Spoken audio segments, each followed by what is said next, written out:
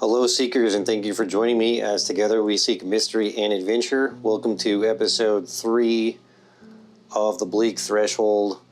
And where we left off last time, we had just finished the battle with Sir Karthus, the Necro Lord.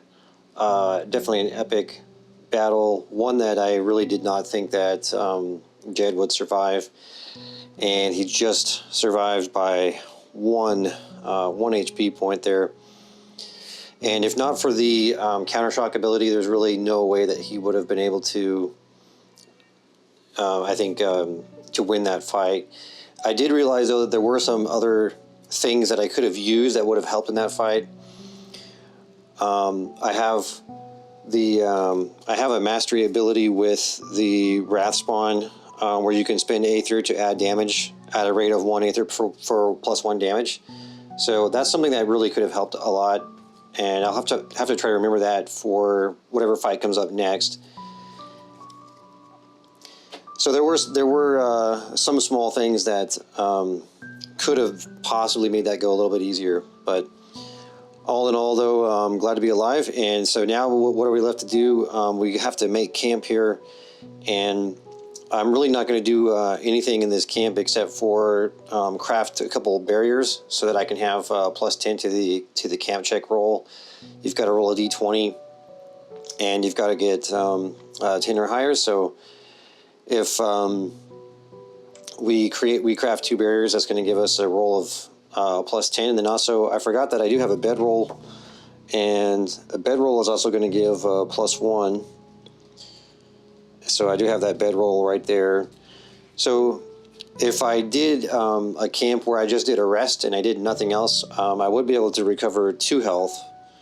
But the problem with that is that if you just do a rest, you cannot craft barriers. So I wouldn't be able to do that. And with the penalty here in the Bleak Threshold being a penalty of -10 sanity, I think maybe it's not worth it there. So I'm just going to try to go ahead and craft the barriers, and that will give us +1 HP, and then also we'll be able to heal all of our toughness.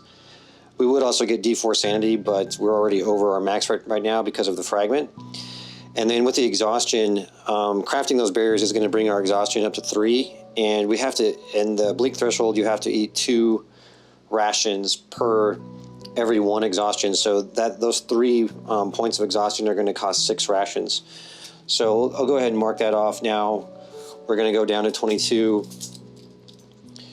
rations, and then for our crafting supplies, it's going to take 2 of those for crafting the barrier. So we have the barrier crafted.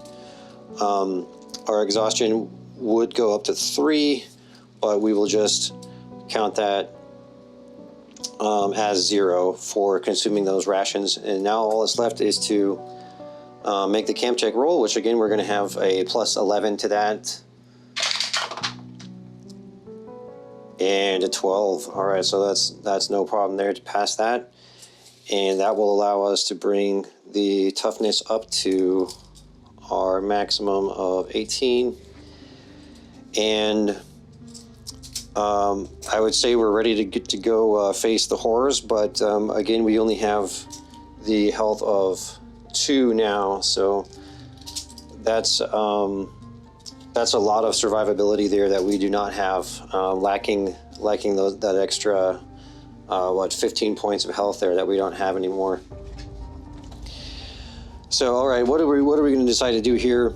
So our path coming through the Bleak Threshold, we went off through room 2. That's where we came into the Black Incense room, and we faced the assassins, and we came over into room 8 here, and then we went into room 9. Room 8 is where the pipe organ that generates the instance is actually at, and I decided not to attack the pipe organ because I wasn't sure if I could actually kill it in one shot, because you need to one-shot it in order to destroy it. So now here, now I'm assuming that if we're going to go further up toward the end here, toward the final room, that's going to take us to probably some overseer bosses and those kind of things. And right now, maybe what we should do is just go over into the room here, the room 12, or no, sorry, we're going to go into room 7 here, because I remember when we were in room 2, there were some doors that were locked that could actually act as shortcuts, and room 7 is one of those doors that was locked. So what we can do is go into room 7 and we could unlock that door, and what that's going to allow for is that in the future, if you know, assuming that Jedd does die in here in the future, if another player character comes in here, they're going to have that door unlocked, because remember, these things are persistent in this domain. The other thing is that we would not have to face the assassins again, and we would also not have to face the Sir Karthus again. So, you know, that would be with another character, and that's just something to know, you know, for your own playthrough.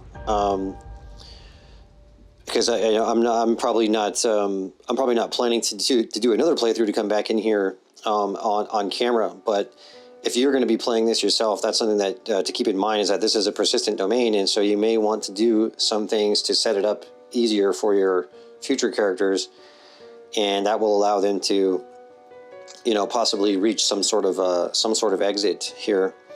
So we're going to do that now. We're going to go into room 7. So we need to roll the tension die for that, and a 2. So we are going to go to the D6 die now, and then we also need to strike off 2 light sources for that. And oh yeah, I was reminded by a viewer that I had the critical resolve roll, and I was able to mark resolve for improvement, so I'm going to do that now. Roll the D4 for that, because when you camp, I almost forgot, when you camp you can roll for that. So we rolled a 4, so very nice there. So that's going to increase resolve up to 49. So we will have that 49 resolve now. And now in room 7, what are we going to find in room 7? Let's see what we have here. So room 7 is cages for the wretched. The decor becomes more faded and soiled as it approaches this side passageway. Drag marks leave trails of rust on the floor. So let's find the description for room 7. Room 7 is here, cages for the wretched. Like rusting tumorous chandeliers, cages hang in clusters from the ceiling. A few are vacant, many house corpses, and 1 or 2 might be occupied by the living. So we are possibly seeing some living things in here. The cages, if any of your previous characters have died in the Bleak Threshold, their corpse and remaining possessions are in one of the cages here. So this is where we can actually recover lost characters in here. So getting any given cage down is more time consuming than difficult. You may recover a corpse and its items by suffering 4 exhaustion and rolling the tension die twice.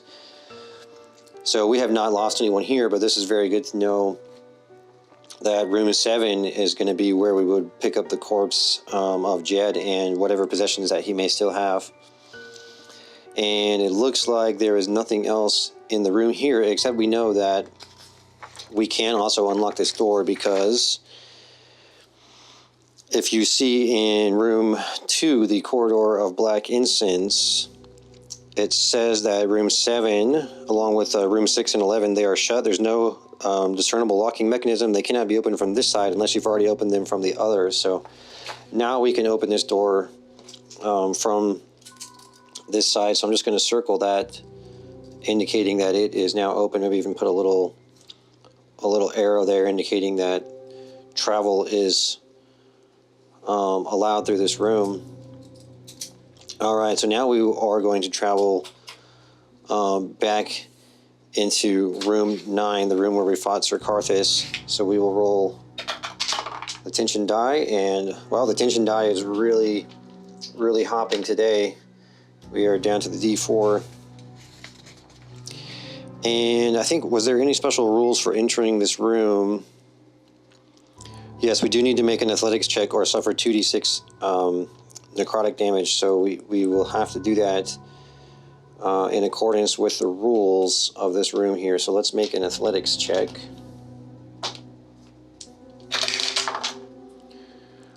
43. That is going to pass. We have the athletics of 47.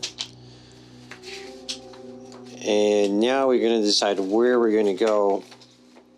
And we have a few options here. We have room 12, we have room 10, we have room 14, and we have room 15. Now, my kind of thinking with this whole thing is that, you know, probably it's kind of a suicide mission. You're probably going to be looking at wanting to have, you know, maybe a level 8, 9, or 10 character to really, I think, kind of seriously, you know, progress through this area.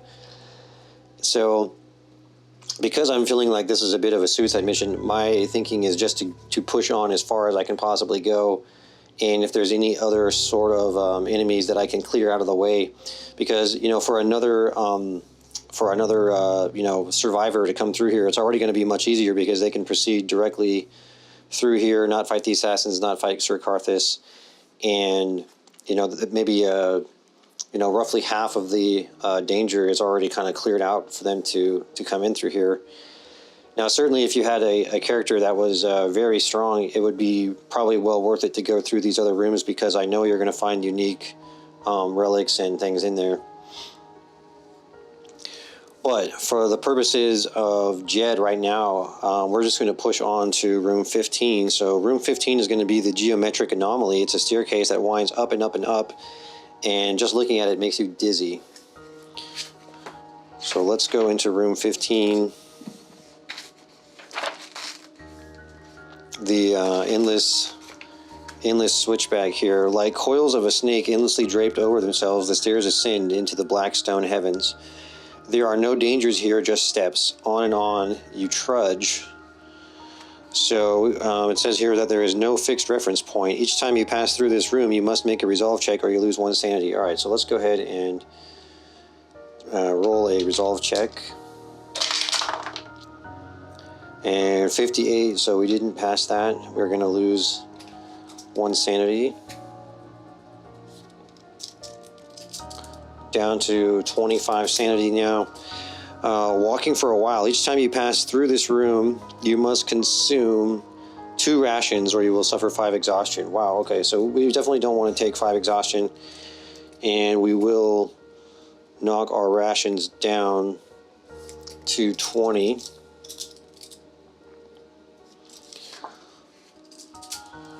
And let's see what else we've got going on in here. So we have, it looks like we have nothing else right now. So we can simply move on to room 16, which is, there are forbidden brass doors. And room 16 is the transformative blood vats, recumbent in Baroque resplendency. These brass doors, they are not locked, they are just heavy. You have to make an endurance check or you're going to suffer 2 exhaustion pushing them open. Alright, now endurance I think is something that Jedd is not well versed in, with a skill of 21. And 93, okay, so not a great roll there, and he's going to have, he's going to add 2 exhaustion, which we can deal with at this point.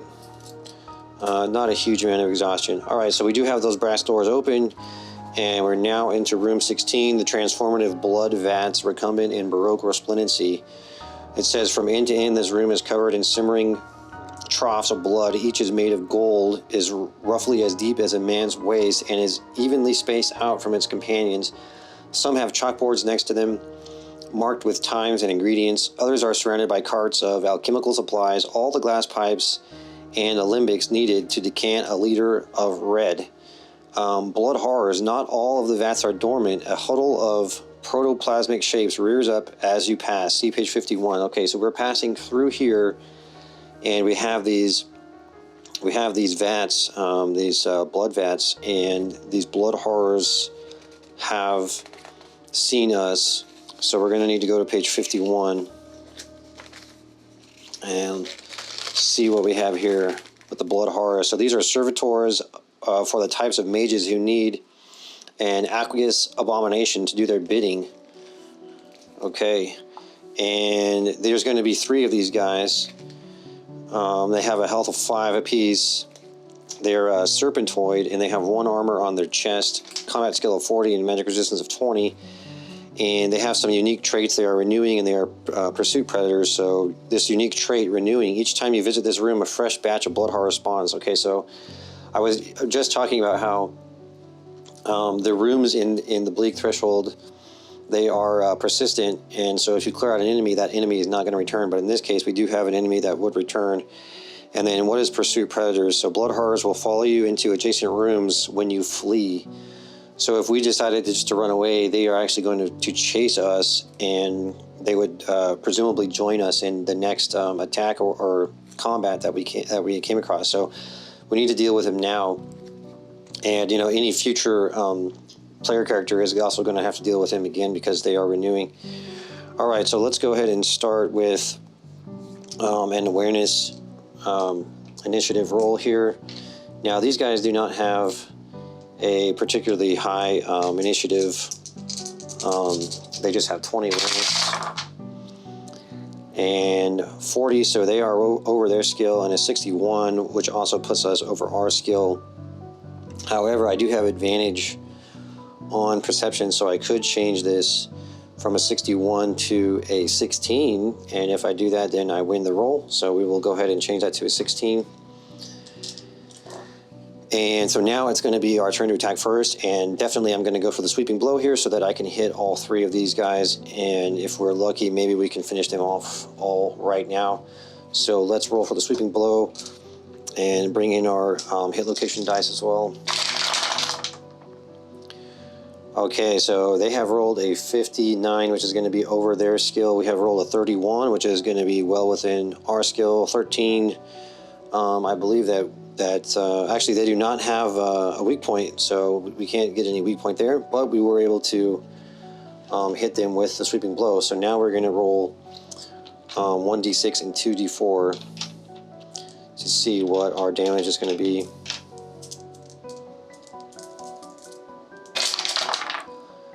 And well, a pretty good roll here, so that's going to be 2, 3, and with the damage modifier, that is going to be 4, so that's going to be 4, 5. That'll be 5 damage there. A pretty good roll, and 5 damage is what we needed to kill them. But on the hit location die, we did roll a 13. I want to see if a 13 is going to be the chest, because if it is the chest, they in fact will not be dead. Yeah, so Serpentoid 1 to 17 is the body. So actually that's only going to do 4 damage, because I'm presuming that chest is going to be body for the purposes of damage. So really with the Serpentoids, you really have to get that critical hit to bypass the armor. So they are going to get 1 turn here, and we'll see how that goes. But you know what? Actually, that reminds me again that I have that ability here with the Raspawn mastery. Now I think that you can only do this once per rest. So should we do this here? I don't know, because I don't know if we're going to have more combats in this room. I don't know if we're going to encounter anything immediately after this combat. If I knew there was not going to be any other enemies in here, I would probably go ahead and do it. So yeah, I don't know about that for sure. Let's go ahead and just let them have their attack, because we were not able to kill them there. So now all 3 of these guys will have their attack. We're going to roll for the first enemy, and he is going to do the flow up. The blood horror lurches forward towards your feet and clings like mud. Your dodge is reduced by -10 for the rest of the round. Okay, so we do have a -10 to dodge right now, and I should also go ahead and mark that these guys have each one of them has an HP of 1 right now. So we do have a -10 to dodge. Let's remember that going forward. Let's roll the next one. And they've rolled a 1. This is a physical attack engulf. The blood horror flows around you, stopping up your nose and mouth. On a hit, you're going to suffer 2d8 water damage. So let's see if we can make a physical combat check here and get away from this. All right, 14. They've rolled 66, and with their attacker bonus, it would be 50. So they've actually rolled a fumble there. So I believe what that's going to be is we should look on the creature fumble chart here, and we're going to roll a d10 for their fumble. And they've got a 7. So in the process of executing the attack, the creature trips and slams its head. It is stunned for 2 rounds. All right, so at least one of these guys is stunned for 2 rounds. And what that is going to mean is that I'm pretty sure it means that they're not going to be able to take a turn. But let's look at the card and verify what that's going to be. Yeah, so that creature is going to lose its turn for 2 turns. So at least one of them has lost its turn. All right, now let's roll for the final blood horror here. And the 2 is also going to do the engulf. Okay, so let's again go for a combat check. 62-84. So they are over their skill. We will successfully defend there. And I believe we are also going to get a defensive move there. So the attacker roll was higher, and it was not doubles, and our roll was equal or lesser and not doubles. So let's see here. Skill and isn't double. The roll is lesser than the score. So the attack misses and the defender gets a defensive move. Yep, so we will get a defensive move there. And we're going to roll a d10 for our defensive move. And a 9, what that means is that we get a moment of respite after fending off the opponent's attacks. We're going to recover 2 toughness. And our toughness is already at the maximum. Now, unfortunately, the text doesn't say recover 2 wounds, because if it said recover 2 wounds, we could actually recover 2 health, but it says 2 toughness, so we cannot recover health here. It's just going to be toughness only. So, but that would have been very nice to get a couple of points of health there. All right, so that'll take care of their turn, and all in all, not too bad. Really, all we need to do here is just roll just a good, solid physical attack. Again, we're going to go for the sweeping blow. And we've rolled an 85, and they have rolled a 20, so they actually did roll within their skill. But an 85 is also within our skill, using the knuckles.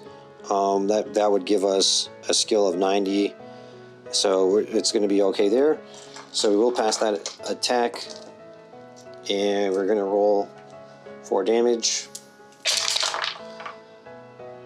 And that is going to be 2, 3, and 4, which they have right now. They have a health of 1, and they will absorb 1 of that, so we'll do 3 damage, and all of the blood horrors will be defeated. I think we were pretty lucky there. But again, each time we visit this room, we're going to have to face them. So if for some reason we do have to go back into this room, we'll have to face the blood horrors again. Let's check our spoils. We have got a precious item. And this is going to be a magic item. Alright, so I will add a magic item here.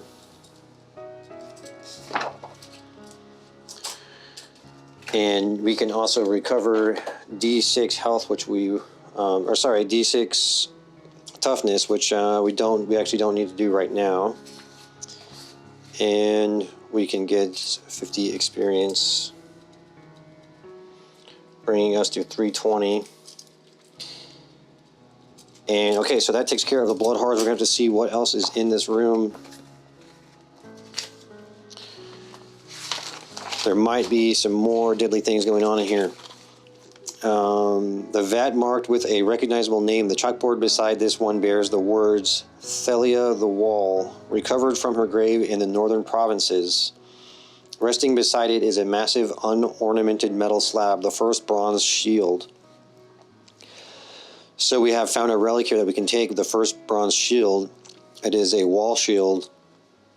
It gives a parry bonus of plus 20. It's heavy, and opponents have their combat skill reduced by 10 during attacks against you. Oh, that's pretty nice. You're immune to dazed, paralyzed, and stunned. And enemies that attack you suffer 1 arcane damage that cannot be reduced. At the end of each combat round, you gain 1 exhaustion. So it must be a very heavy shield to hold. The imposing and heavy shield has its bronze surface etched with runes that grow faintly with an arcane power. Centuries of war have left their mark. Dense gouges and even long, jagged cracks across its face. Despite the damage, the shield remains remarkably solid, promising unwavering defense. A thick, worn leather grip and a central arm brace hint at the strength needed to wield it effectively. So we don't really use shields or anything, but that is certainly a really nice shield.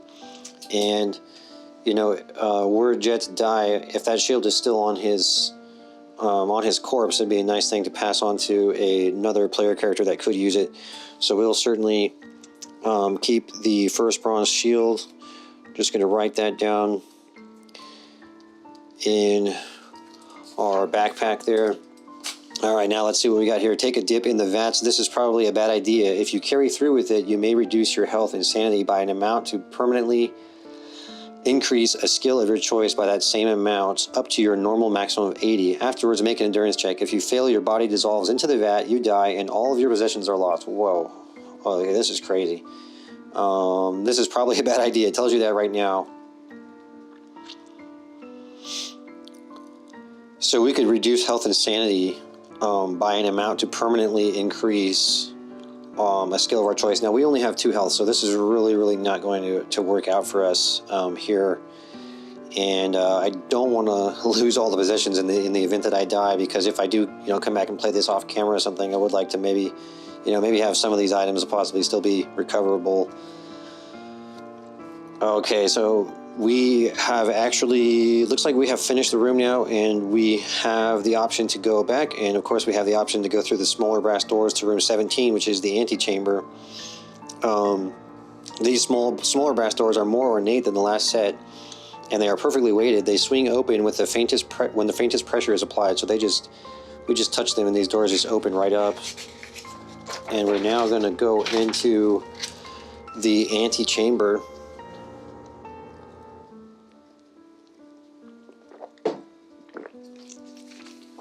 So after the relentless dangers of the Necropolis, this well-furnished chamber feels surreal. It is clean swept. There are divans and drinking vessels. There's even a small glass tray of sweetmeats on a side table. Who uses this place? It is surely not the Necro Lords. So with the sweetmeats, you may stuff 2 rations worth of hard candy into your bag. All right, so we get to take 2 rations. We'll be up to 22 rations. And this says a subdued atmosphere. The effects of overseer influence light drinker do not apply in this room. Camping here cannot be interrupted by encounters. Oh, nice. So really what that, for me, what that would mean is that we could simply, we could camp, like maybe 10 times or something, 15 times, and get our health back up. And really all we'd have to do is just tick off 1 ration for each camping, because the light drinker effects do not apply here. And so would that be something that we should do? I think we should do that. Now let's see what Give Up here says. The heaviness of the atmosphere settles upon your shoulders. You know deep in your soul that there will be more horrors in the next room, and the next, and the next, until your life is ended. And they may not stop even then. Wouldn't it be better to just surrender, to release control of your own actions? The world might become more tolerable if you simply chose not to care. If you wish to give up, proceed to the I yield ending. All right, well, we definitely didn't get this far to give up, so we're not going to do that. But it's interesting that we have the option. It kind of implies that whatever's going to be in the next room, which is going to be the last room, is going to be very bad, whatever it is. So yeah, I think what we're going to do is we're just going to say that I camp 15 times, which means that we're going to have to tick off 15 rations. So we'll now be down to 7 rations, and we can recover completely all of our lost points of health there. So we are now fully recovered and ready to go. And I need to put another fragment or something on my quick slot there. I'm gonna go ahead and put a potion, because I do have one potion left. That potion may be good in the next room. All right, and what is the next room? The next room is the Midnight Throne. So we are now going to enter the room that is the namesake of this game, Ker Nethalas, the Midnight Throne. We will enter into the throne room. It's bustling with activity. Obsidian wardens in black plate and long capes fuss over archaic devices, taking readings and placing wards. A figure floats in a strange glass tank off to the side. At the back of the chamber, cordoned off, is the Midnight Throne. It towers over everyone, filling the space with a soft thrum of suppressed power. Even the wardens can't resist throwing the occasional nervous glance in its direction. Before you, dressed in white and gold, is a young Silvercrest heir. He shrieks in alarm and jabs a finger in your direction. Something came up from the dungeon. Kill it and throw it in the vats. So I'm guessing that's the vat that we saw a couple rooms before. You can taste the fear on his breath, see it in his bloodshot eyes. The wardens should have just beheaded you when they had the chance. They move forward to rectify their mistake. Okay, so the wardens are now coming upon us. The throne would be a wondrous source of power for the Silvercrest if they could get it working. The wardens have been assisting them in this. Every prisoner thrown to the Necropolis is a corpse they will be able to command as soon as the throne bows to their will. So if we were to be killed, then they would be able to command our corpse to do their bidding. So we're going to have to go to page 52, and we're probably going to have to do a combat with these stone wardens here. So let's look at page 52. So this is the Obsidian Wardens and the Silvercrest heir. Now this is where I'm sure that, some very lovely art is going to be to depict these guys. But I have the early access version of this, so I do not have the art. But I do look forward to seeing what these guys are going to look like. The Silvercrest is not a danger, but the dozens of lethally trained and heavily armed wardens might be. Okay. So we're going to be fighting one humanoid. That is going to be the Silvercrest heir. So there's one of them. He has a health of 20. He is serpentoid, and he's got 1 armor in all parts. And he is undead. He has ruthlessness of 4, so that means 5 attack turns. That's going to be crazy. He's got on all sides, which is a unique trait. You may not flee this fight, and he is desperate for aid. During this fight, you may spend actions or free actions to try and open the large tank in the corner of the room. Each time you do, roll a d4 usage die. If it runs out, proceed to Aurelius the Undying. Okay. So that's something to think about there. Do we want to do that? Now, with this ruthlessness of 5, with ruthlessness of 4, this is going to be 5 attack turns. That's going to be very tough. So we might actually want to try to do this this aid thing to open up the large tank. And really all we got to do is roll a d4 usage die, and we just have to get a 1 or a 2, and then we're going to proceed to Aurelius the Undying. So do I do that?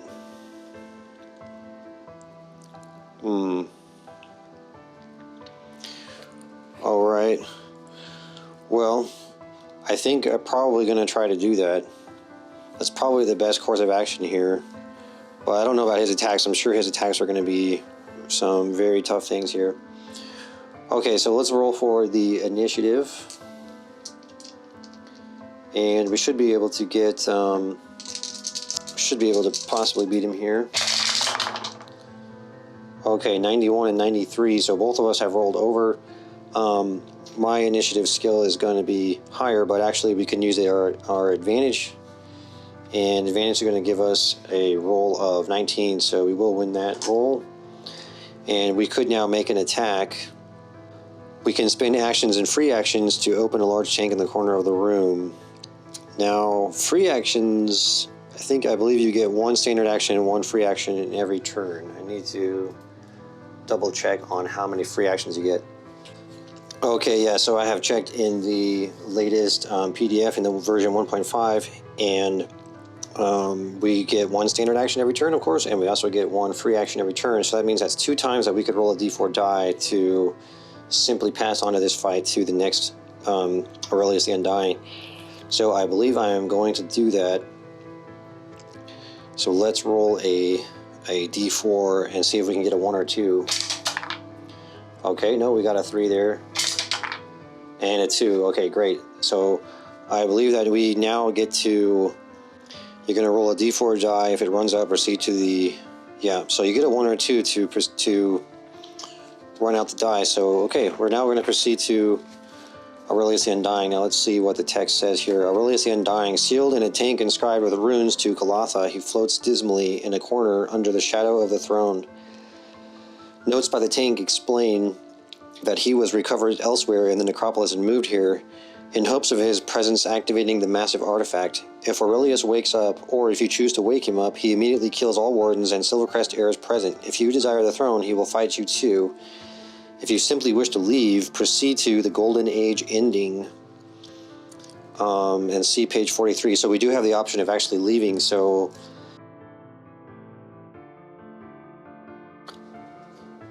Sorry everyone, I had an interruption there and had to come back to the game a little bit later, and I wanted to make sure that my camera also wasn't going to run out of battery there.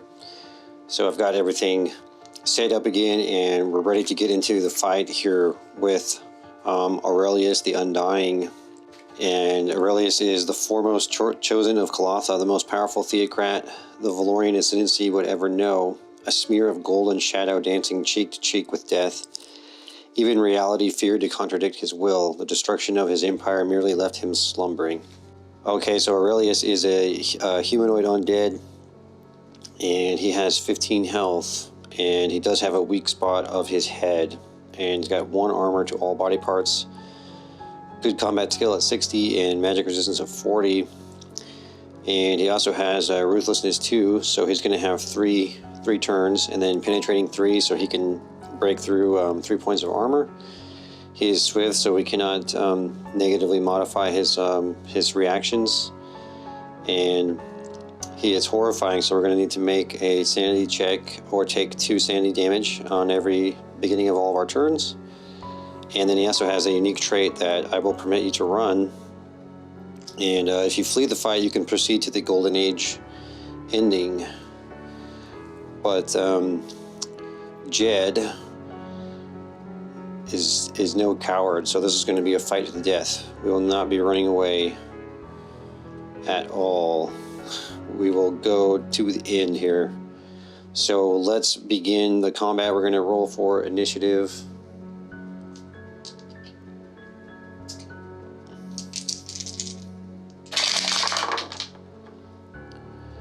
And we have rolled a 71, and Aurelius has rolled an 85.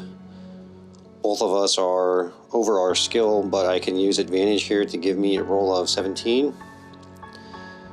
So we will go first, which is going to be a good thing. And now, what attack am I going to use? So I think one thing that I want to do is I want to use this Wrath Spawn ability, spending ether to get +1 damage. I'm pretty sure that damage will still be converted on the damage conversion chart, I would imagine. Okay, so what the Wrath Spawn ability is going to do is it's going to work like a damage modifier, so we can apply basically the additional modifier to our dice. So I think the way that I'm going to play it is that I would roll damage, and then I would apply my +3 damage modifier, and then I would also use the Wrath Spawn ability and apply an additional modifier to another lowest dice that I have available. So that's how I'm going to play that, and then of course that damage will still be converted through the damage conversion table. So let's roll for combat here. We're going to go for the precision strike, which is going to be to the head, and we have rolled a 5, and Aurelius has rolled a 2. So we were just barely successful in our attack there. So now that's going to be 2d6 and 4d4 on the damage dice, and then we will use the Wrath Spawn ability as well after we determine our damage roll here. Okay, so we have got 2 damage, 3 damage, 4 damage, 5 damage, and then 7 damage with the damage modifier, and then with the Wrath Spawn, I would go ahead and apply. Yeah, so I'll make this a d6, so that's going to be 5. That's going to be 5 aether there, and that'll bring us down to 15 aether or ether. And with 15 ether, when we spend 5 ether there, so this will be a d6, so that's going to be an additional 2 damage. So again, we have 2, 3, 4, 5, 6, 7, 8, 9. So that's going to be a total of 9 damage to Aurelius here, and he will absorb 1 of those with his armor. So that will be 8 damage, and we will drop his HP down to 7. So a good start to the fight there. The next round here. Okay, so now he is going to start his attack, and we'll roll a d6. So a 2 is going to say, I bring you redeeming death. Aurelius gestures, and you feel your throat constrict. You're going to suffer bleeding 2, and you may not prevent this. Okay, so we now have bleeding 2. So let's put the bleeding condition on here, and I will just note that it starts at a 2 here. Okay, so now we're going to do his next attack, and it's going to be a 4. Instead, I scorch your flesh from the world. This is a physical attack. With a gesture, Aurelius conjures a scythe made of shadow and gold. It catches fire as he strikes you. Your combat skill is treated as plus 10 against this attack.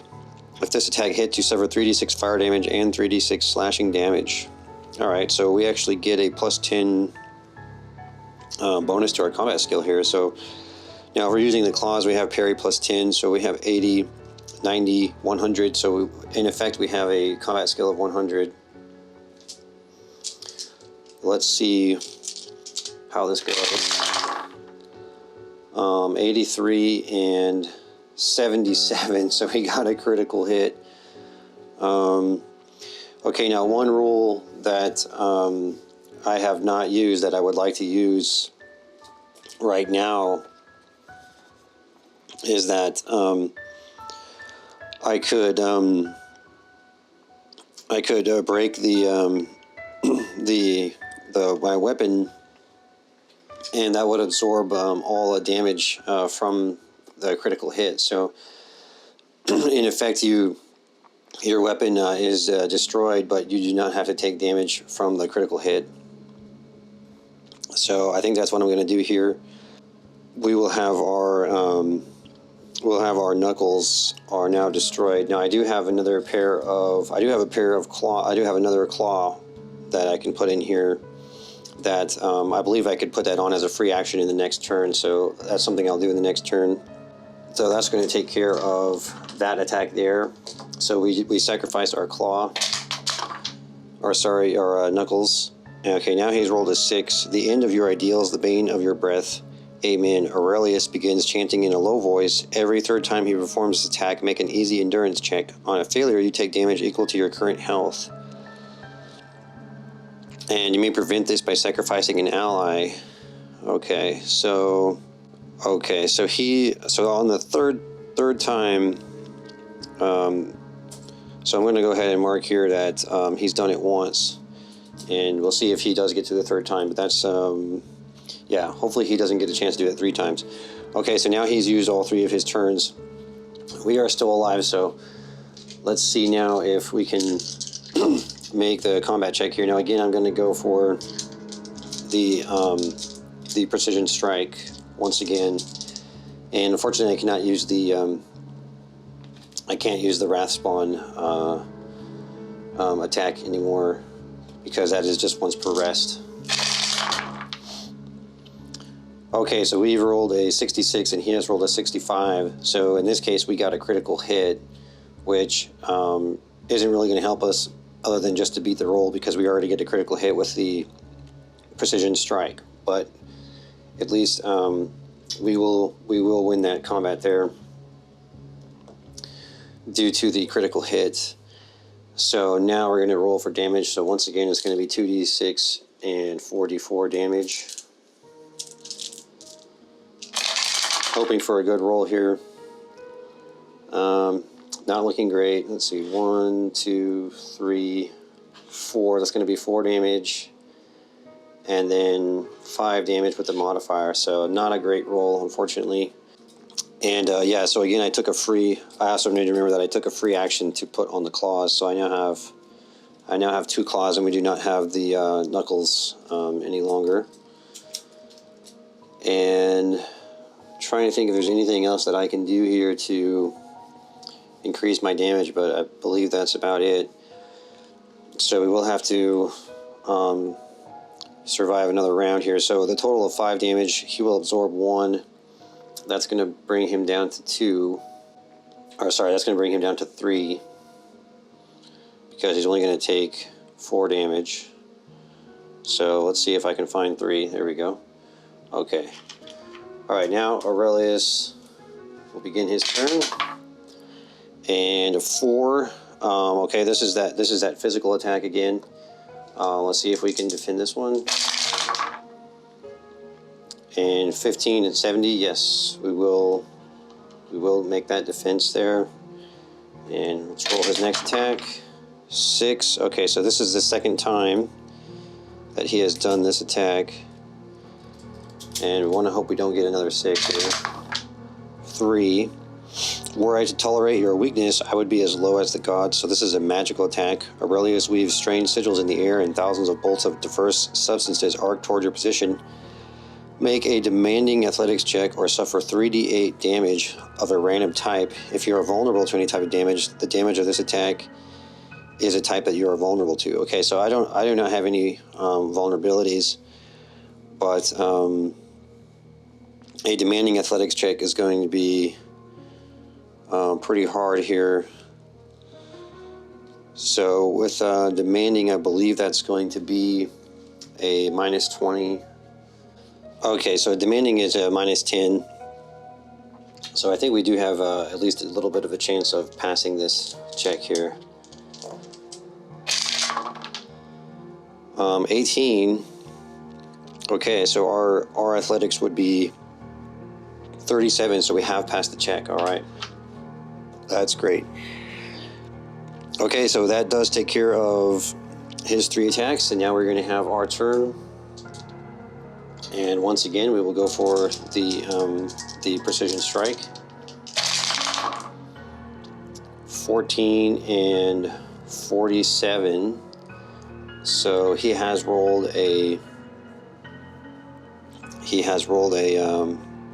higher attack there, so he has made a successful defense. I think what I'm going to do here is I can re-roll any check with the boots. So let's re-roll this combat check here. So 57 and 25. Okay, so we have beat him there, and we've now used up the re-roll on the boots. So all right, I'll take that, and maybe this is going to be enough to finish him off. We will see if I can just get a decent roll here. It should be good. Alright, so that's 2 damage, 3, 4, 5, and with the modifier that would be 6. And he will absorb 1. That would give him 5 damage. He has 3. So he has now been defeated. So we have defeated Aurelius, Aurelius the Undying, and I think the fight went really well. Wow. Okay, so let's see what happens now that we have defeated him, and he doesn't have any spoils. Okay, so now we have the option of the Midnight Throne. Its broad expanse hums with subdued power. Looking at it feels like staring off the side of a cliff. With just a slight tilt, you could fall into it, become lost forever in its black expanse. If you decide to sit on the throne, proceed to the once and future ending. Okay, or there's stairs up, less inviting than the throne. If you decide to take them, proceed to the best laid plans ending. So, do we sit on the Midnight Throne, or do we take the stairs up? Well, I think that we're going to take the Midnight Throne. So Jedd has now become the ruler of the throne. Okay, once and future. The Valorian Ascendancy knew it would fall into ruin. It knew it would slumber beneath the streets of a lesser civilization. It knew the Silvercrest royals with their petty ambitions and insipid schemes would sit atop its grandeur like crows on a corpse. And it knew that one day you would come along. The imposition of your will upon every undead in the Undercity is instantaneous. The slaughter of the surface dwellers lasts 3 days. From there, the borders of your kingdom ripple outward with every life you take, becoming a soldier for your ranks. The Valorian Ascendancy knew it would fall into ruin, and it knew that from ruin it would rise. Alright, so Jedd has become the Necro Lord, ruling over the Alderworth Kingdom, and basically the heir of the Valorian Ascendancy. Pretty crazy story for Jedd. So, Jedd, I don't believe that I went into his backstory, but basically he was a pirate, and there were ships that were taking artifacts that they were getting out of the Necropolis, out of Ker Nethalas, and they were taking these powerful magical artifacts, and they would go and sell them all around. And so Jedd became aware of these artifacts, and he became a pirate, plundering these ships and taking these artifacts. And then so he was captured and executed by the by the rulers of the city. And but now he is the king of all of it now, a Necro Lord ruling on the Midnight Throne. So that is the end of the tale of Jedd. And yeah, Jedd just wouldn't die. He just made it through everything. He certainly had a lot of luck, and also had a lot of advice and support from all of you. A big shout out to Alex T for just a huge amount of advice and support, helping me to play the game right. And I'm sure that I still never really played it all correctly, but I definitely learned along the way, and it's been a really great learning experience as a new player to tabletop RPGs. And I hope that you have enjoyed watching me play it, and I hope that you've enjoyed the tale of Jedd. So I wanted to thank each and every one of you for joining me, and I will see you next time. Goodbye.